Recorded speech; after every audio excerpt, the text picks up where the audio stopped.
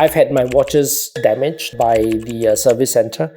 I think something that has been overlooked by most of the brand, and that is aftermarket services.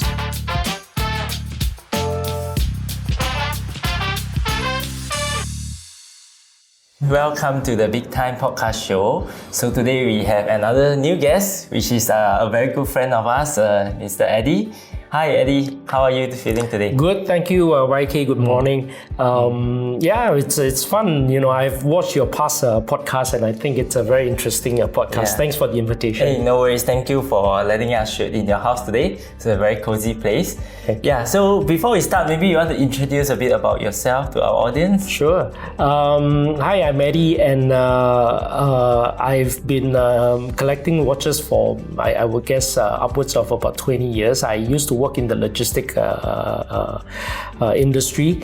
I started collecting probably in the late 90s, early 2000s. That's how I started. That's when I started watch collecting. Yeah. So from logistics to watch collecting, it's quite a big difference, right? So how do you get into this hobby actually? Well, actually, it was logistics. Oddly enough, it was logistics that actually helped me, right? So I in the early days of logistics, I used to travel a lot. And in one of my travels, I actually was in Thailand with a friend of mine, and he was driving me to the airport. And then I saw that on his wrist, a very interesting watch. And being a newbie, I at that time I didn't know the brand. I didn't know what that watch meant. So I casually asked him and said, hey, what's that watch that you're wearing? And he said, oh, it's an IWC. I said, oh, okay, IWC. So I just kept it, and mind you, this was pre-social media. You just can't go and Google, and there was no Google, right? So those days you come back, and so I asked him, how come there are so many, I didn't even know it's called sub-dials then, right? How many all these circles in the watch. Then he said, oh, this is a perpetual calendar. And he just left it as that. So when I came back, I was like, shit, I need to know something about that brand and that watch. So I had to scour the internet, look through magazines, just to try to find out. And then later I found out that it was the Da Vinci Perpetual Calendar Chronograph Rattrapante. Wow. Right? That's such first watch to be introduced. So I looked at it and I was like, oh wow, okay, that was such an interesting piece. Of course, then if you can learn a little bit more about that watch, then you start to realize, oh wow, that's the only, the first perpetual calendar that you can adjust just using the crown. Right? There are no pushes or whatsoever. Then of course, from there, you start to get into the brand, you start to get into the watches of the brand, and then you start to grow out, and that's how my journey started. And obviously, because of that, my first watch, my first luxury watch really is an IWC. Yeah, so is that the one that you're wearing that's right it. now? That's the Pilot Mark 15. That was the first luxury watch I bought. I was so enamored by the brand, and what it represented. After that amount of research about the brand and their watches, Pilot, of course, is one of the iconic lines. I see. Yeah. So what a way to be introduced to the hobby, right? Yes. So among so many hobbies, right? I know you also do photography, right? So why watches? Is there any particular thing that attracts you to watches? Actually, there's a little known fact. I also collect cufflinks. I have more than 1,000 pairs of cufflinks, so that's something that we can do another podcast on cufflinks. Yeah. So I have about 1,000 pair of cufflinks. But fair question, right? Why watches? And I think if you look at when we started, it's the the mechanical watches started to come back into fashion, and then there's so much literature out there. In those days, like I say, you scour the internet, you go to forums, you read magazines, and then you understand the craft behind making a mechanical watch. And of course, there's some advertisements that gives you that, oh wow, it will last you forever, right? So I think that attracted me to something that I could put on my wrist, wear every day, perhaps a different watch a day. Because and again, for guys, we don't wear earrings. Those days at least we don't. So the only differentiator would be perhaps your watch. right, that you wear. So that really started me into watch collecting rather than anything else. You know, I thought that's a good way to differentiate myself. So it's not just about a hobby, right? It's more like a daily accessory and also like a daily lifestyle. Yes. So the watch became part of your lifestyle. Absolutely. So it became like this. Yes. No, and again, right? I mean, the watch that you wear somehow reflects the mood of the day, right? I you know, agree so you look at you know, and this may sound a little bit, you know, odd, but sometimes you say, okay, today I'm gonna wear this watch because I'm wearing this particular outfit, right? You know, and you want the watch to match the outfit and or the outfit to match the watch, right? So I mean, sometimes we progress to that. Sad to say, you know, that's what collecting to me is. Yeah. So for me, I think it's the other way. I will choose the watch first and then choose the outfit most of the time. Eddie, so we see that you have brought quite a number of watches here, and based on the watches that I see, we have enamel here, we have lacquer dials, we have complications, and also we have even the golden bridge. So can I say that you're a guy that actually more towards the craftsmanship work of a watch rather than compared to complication and accuracy? Well, you're right. I mean, in that sense, right? I think, you know, if you look at watch collecting or, you know, mechanical watches,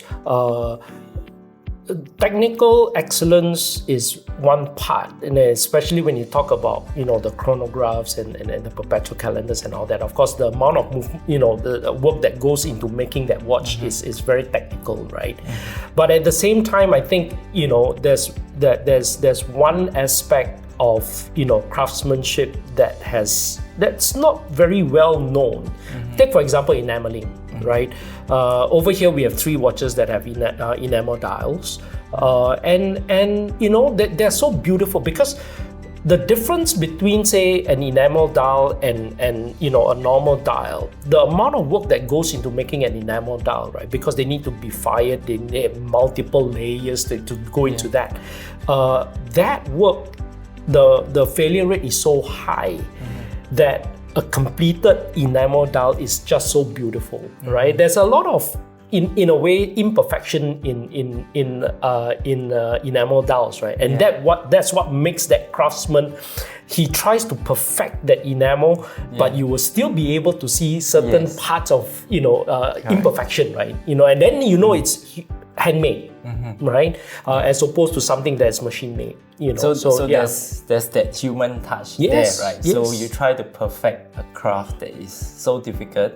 Yeah, even though there is some imperfections, but you still appreciate the effort that goes into the effort, you know, the finishing, the polishing, you know, the enameling. Oh, lovely. So a little bit for our audience maybe. So enameling is the art of using glass powders whereby we apply onto the dial itself. So the reason why Eddie mentioned that the failure rate is high is because that for every single color you see on the dial, it has to go through a single firing, we call it. So it's actually heated in the oven from 750 to 1000 degrees. And throughout the whole process, because of the multiple iterations of heating, so it can crack because it's a glass powder. So once the dial cracks, actually we all know that it's gone. It's gone. Right? So it has to start from the step 1 again and redo. So this is why I think Eddie mentioned that the craftsmanship is difficult to master. And also because of the high failure rate, it is often very difficult to have a very perfect enamel dial. Yeah, so I really think that myself also, I really appreciate enamel so much. That's why we have our own enamel work, and also because of this, we also learn a lot about enameling throughout the process. So maybe tell us a bit more, because I see something very interesting like this Roger Dubuis with the perpetual calendar. So this is an early year Roger Dubuis perpetual calendar chronograph. They call it the bi-retrograde, right? So this is one of the first watches, perpetual calendar that Mr. Dubuis himself made, and of course the shape is very iconic, right? Yes. You know, this is called the sympathy case, and you realize that even the glass itself is cut to the shape of the case. Yes. Right. Whereas in later iterations, my understanding is that it was very difficult to make, and that's why they changed the shape. So this is early year. I think they only made like 28 examples of this particular variant. Wow, 28. Yeah. And it comes with a moon phase, a perpetual calendar. And one of my most treasured piece I have. I can tell. Yeah. Because the condition is still very good, right? And we seldom see this unique case shape. Right. Yeah. So from here, right, I believe previously when we had the conversation, right, you also do watch photography and blogging. Right. So I think this is done on your free time? Yes. Yeah. So actually how I got into that, in the early years, like I said, there were forums. There's no social media, there was no Instagram, there's no Facebook. Everything was on the internet, right? So we had forums. But the problem with forums is that, if you go to a forum for brand A, then brand A is the best watch in the world, right?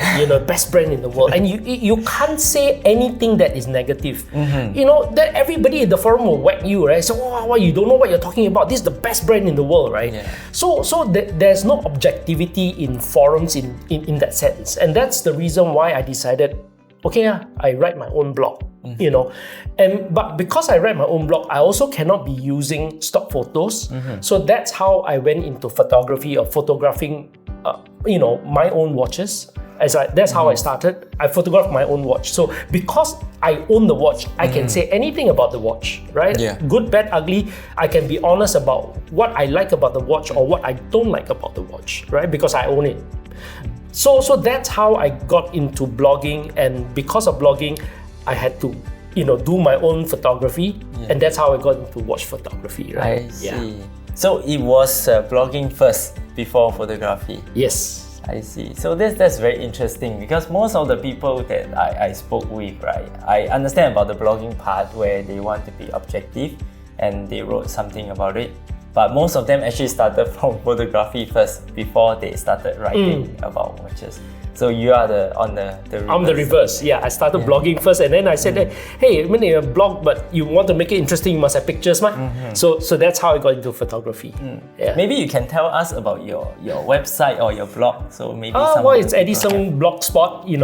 So you if you go and Google, I'm sure you can find it. It's Eddie Sng Blogspot. Eddie Sng Blogspot. So do make sure to follow his blog. Thank you. It's fully objective. Yeah. Good and bad about the watches is all inside, right? So I believe you were at Spring Sprung recently, right? In this early November this year, right? Right. So you were actually going around, taking photographs for micro brands, and I believe you didn't charge anything. So tell us a bit more. What makes you want to do this? Because to be honest, to do photography for brands and everything, right? It's actually costs a lot of time and effort and money also, right? So it's not free usually, right? So, but to see someone like a collector, volunteering to help brands to take photographs and even giving them the photographs, that's something that we rarely see, and it's something that we really appreciate. Yeah. So maybe you can tell us a bit more about what do you think, and why do you do this? Yeah. Well, I guess it's my way of sharing, what the hobby has given to me, and also because micro brands are quite interesting. I've seen many micro brands start and fail, but it takes a lot of passion and guts for someone to start a micro brand, right? So I'd like to support the micro brand through my photography, through my blog, through my Instagram feeds, to showcase what they do, because micro brands actually represent the owner's vision of what they think horology or watch collecting or what a watch should look like.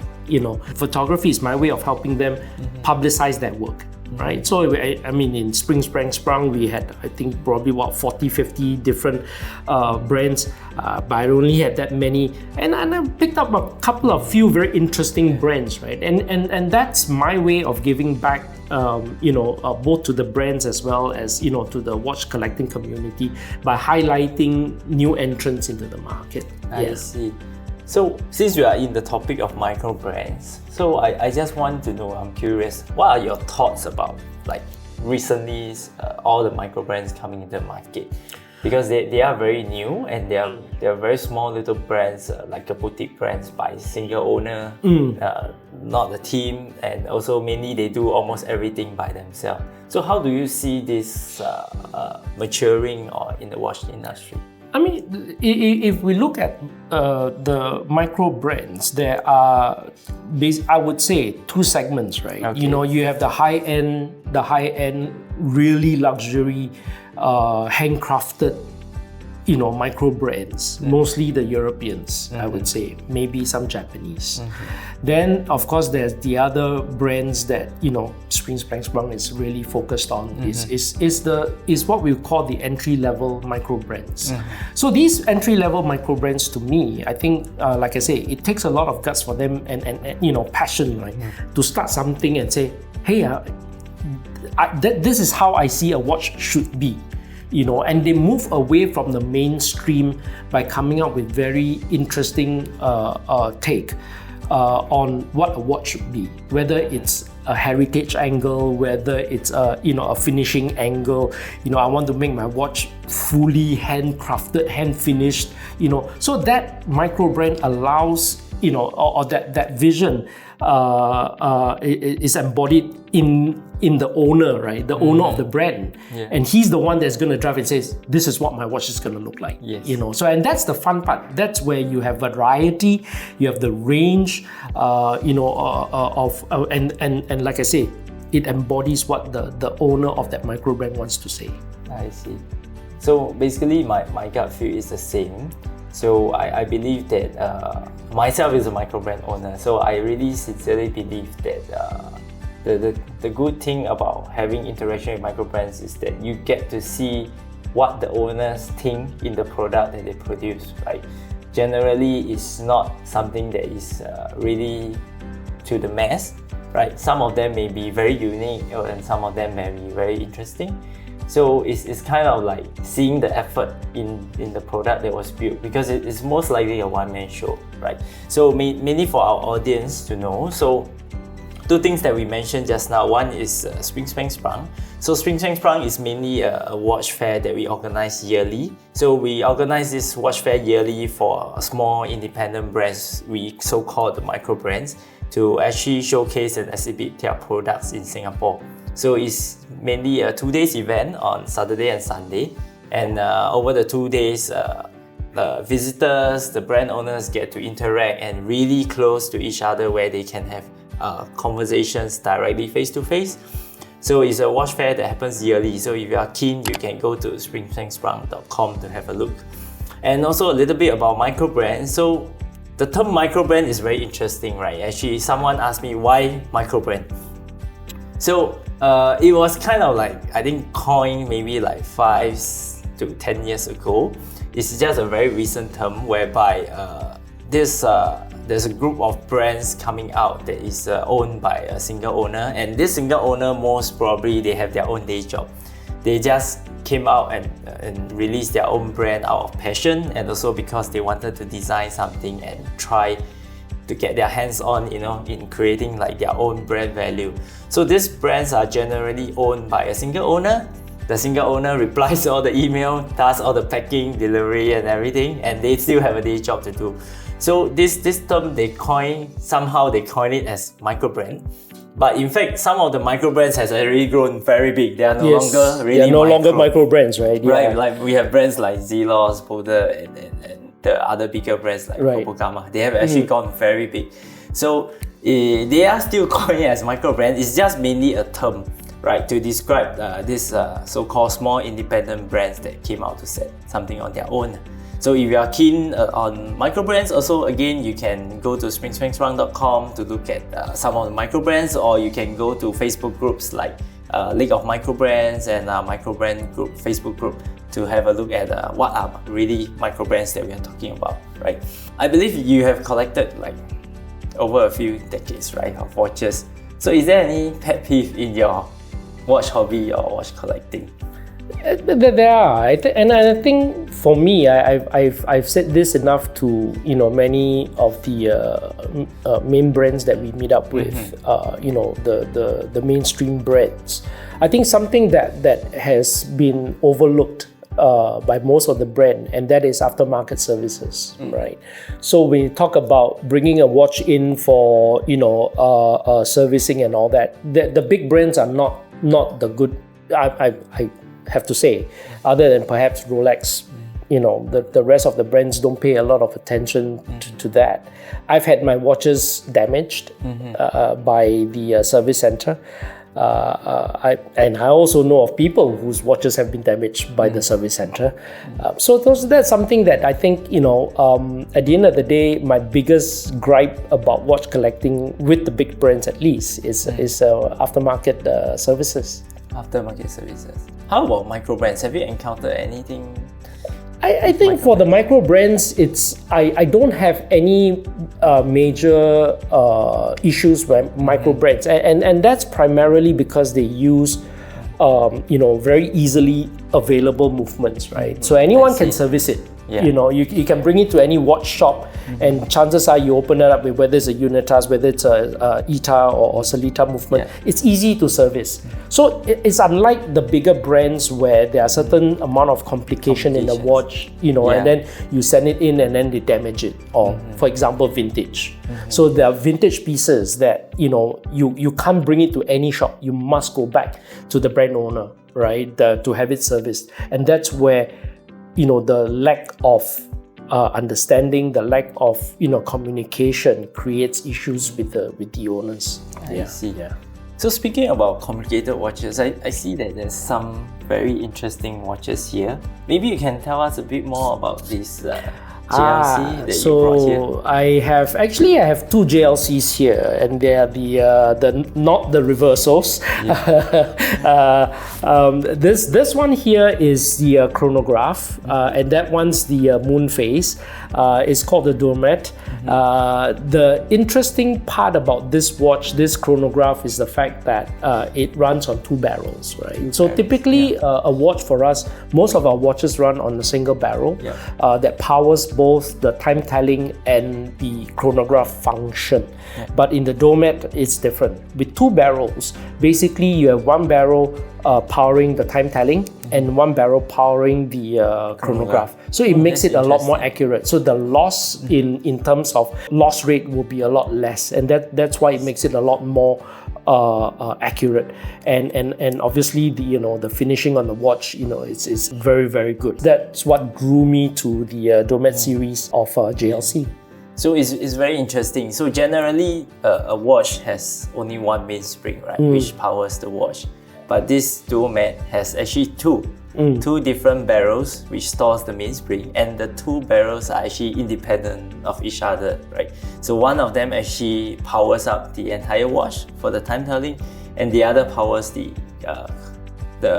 chronograph. The chronograph, yes. That we see. So that's very interesting, because from the past that I see watches with double barrel, we call it, right?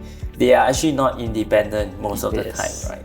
So they are actually... So most of those, you're right, most of those double barrel or even quattro, 4 barrels, right, is basically just to power, to give it a very long... Just to increase... Yes, to increase the power reserve, right, and so it doesn't, it's not independent in that sense. Whereas with the Dormet, that's what the idea is. You make it, independently run for independent functions of the watch. Yeah, so this is something new that I learned, and it's also the first time that I get hands-on on the Dormet live, and I believe this is both in white gold. Right? Both white gold, and this one, the moon phase. This one comes with a white enamel dial. White enamel dial. Oh, okay. Yeah, interesting. So having seen all these watches and sharing your watch collecting hobby and everything, right? Is there anything that you want to maybe give some advice to the newcomers, especially for those who just started the hobby or is going to start the hobby? Well, I won't say it's an advice, right? I mean, everyone is different, you know. But I think what is important is you need to develop your own style, right? Don't buy the hype. You know, of course, with social media, that every day you get pushed all these advertisements and all that. Yes. Do your own homework. You know, you need to know what you like or what you don't like. Or maybe a easier way is you take a look at something that says, I don't like. Okay, fine. Then you eliminate that part of it, right? So it starts with aesthetics, and then from aesthetics, you go into the technical aspect of that brand. So for me, like for example, date at 4 o'clock is a deal breaker.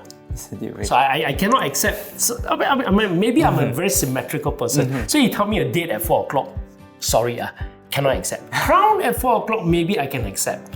For certain pieces, I may be able to accept crown at 4, but date at 4, no way, right? So so to me, I already know from that perspective. Date at 4, forget it.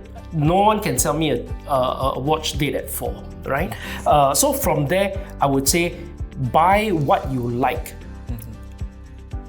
Don't buy hype, you know, and expensive doesn't equal good.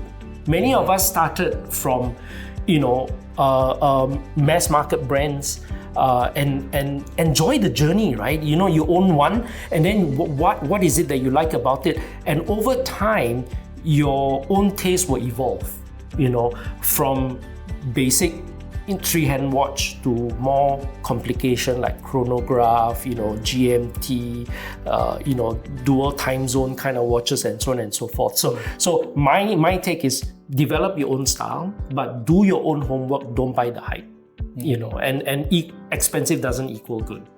So that's very good advice, right? Because a lot of us tend to, you know, jump straight into luxury or everything, right? Whereas I think the true enjoyment of the entire hobby is not to really start straight off with an expensive watch, right? It's really finding what you truly like. And also, it doesn't matter if it's a very entry-level watch or a very simple watch, even like a simple Casio or a simple Oran or simple Seiko, right? So it's just about what you really like about the watch, right? Because some not so expensive watch can be very attractive also. In the sense that even until today, I still have a lot of entry-level watch which I kept since day one, which I felt that is part of the journey. Part of the journey, right? It doesn't really, like what you mentioned, has to be expensive. Sure. Right. No, and then again, right, it goes back to the point why micro brand exists today, because they are in a segment where they allow people to explore, right? You know, so with micro brands, you know, a watch could cost anything between $500 to $2,000, right? So it's not a lot in today's terms. Of course, when we were collecting, entry level watch was $3,000, right? You know, and for the same watch today, you're talking 3 times that amount, you know, for a main brand. So I think micro brands in that sense help, you know, come in and allow you to start that journey at a much lower level. I mean, those days when we were start collecting, there was no such thing called micro brand. None, right? It's all mass market brands, and they are all expensive in that sense. You know, so I think micro brands in that sense covers that segment that allows you to go into watch collecting with eyes open, looking at the variety, and being able to start your journey at. Which is something which I really agree on. So it allows actually collectors to really explore with a point of entry, like we will say, right? Because we understand that not everyone is born with a golden spoon in the mouth, right? Or so much money, right? So there's always something for someone. Sure. Sure.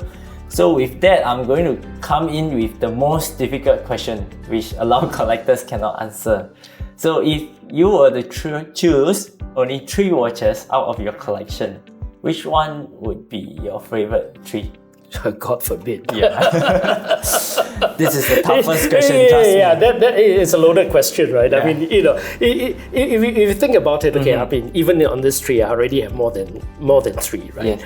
But fair question in the sense that it forces you to think why that particular piece, or why that you know what you're going into. Right? So I'd say I answer this question from, you know, 3 categories, right? I put it, for example, a dress watch category, right? And then there's a chronograph category, and then there's a perpetual calendar category, right? So I put that in the three. Because you only said three. I would love to have put a GMT, but he said three. So yeah. But I think fair enough, right? Yeah. It's three different categories for different occasions, right? Yeah, Let's for say different you will have to occasions, choose and three that's why I put it in that right? Because if you look at dress watch, something that to me has been iconic since day one, and it was in my early years, was my grail watch at that time.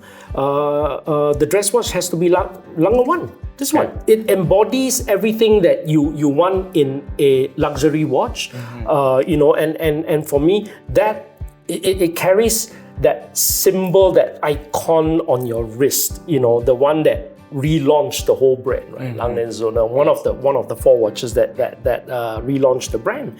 So to me, that dress watch, that one dress watch, if I need to only keep one in my collection, that's it, right? Then the chronograph one, which is a little bit more difficult, because I also have a few other chronograph watches, some with enamel dials. But I choose this, right? I go back to the Domet, and because of one is technical superiority. That's one. The fact that it has two barrels, and then the finishing of the watch is superb for that level. So chronograph, I go with the JLC. And perpetual calendar, another category that is, again, many good contenders, but still I go back to the icon, and I think I'd go with the RD. A lot of history behind the watch, the legacy of the maker. So if I were to choose three, those were the three I'll take. So with that, thank you so much for your time, Eddie. It was a great conversation. So we really enjoyed your knowledge sharing, of course, the watches that you bring. After this, we're going to molest the watches after the show. Sure, welcome. So thank you so much for your time, and thank you for letting us your place for the shoot. Thank you for including me. So for everyone watching, I believe you have gained a lot from this conversation also. And of course, just a little bit more about our podcast show. So if you are really keen to join us on the podcast show, do feel free to drop us a message or email, and we can actually get you into the podcast. So we'll see you at the next episode. Thank you. Thank you. Bye.